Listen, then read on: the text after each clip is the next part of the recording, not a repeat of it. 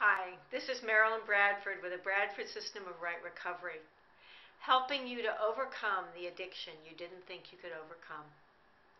I'd like to talk with you today about the lie of experience.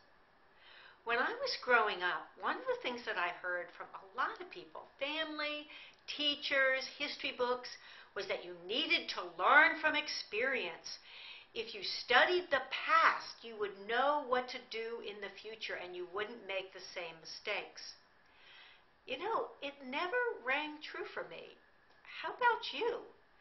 Something about it always seemed like a little bit off.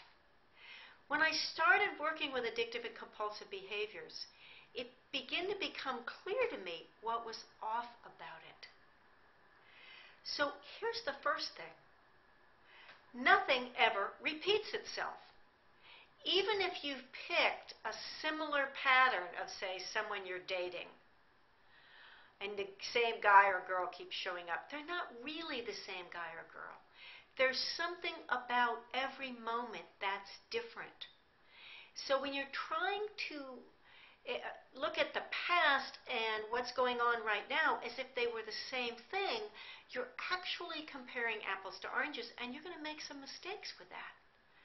But the biggest thing is that the whole idea of learning from experience is a way to engage your mind and analyze and to shut off your awareness.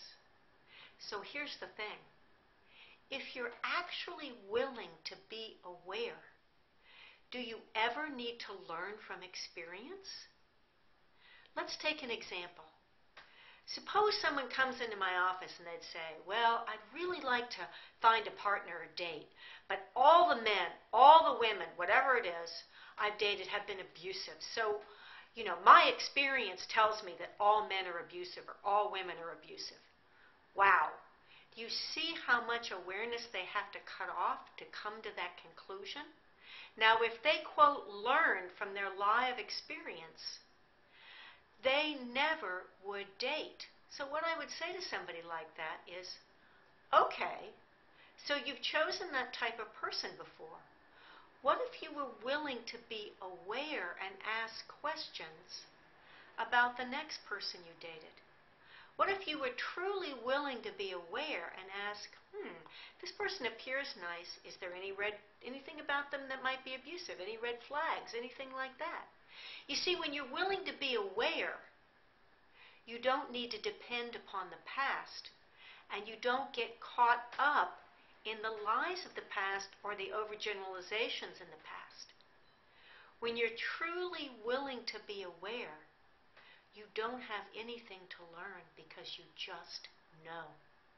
And the more you move into that knowing, the more you move into awareness, the less possibility you have for addiction to show up or to have any kind of a pull to acting out in any addictive or compulsive behavior, because they depend on you referencing your past and not being aware.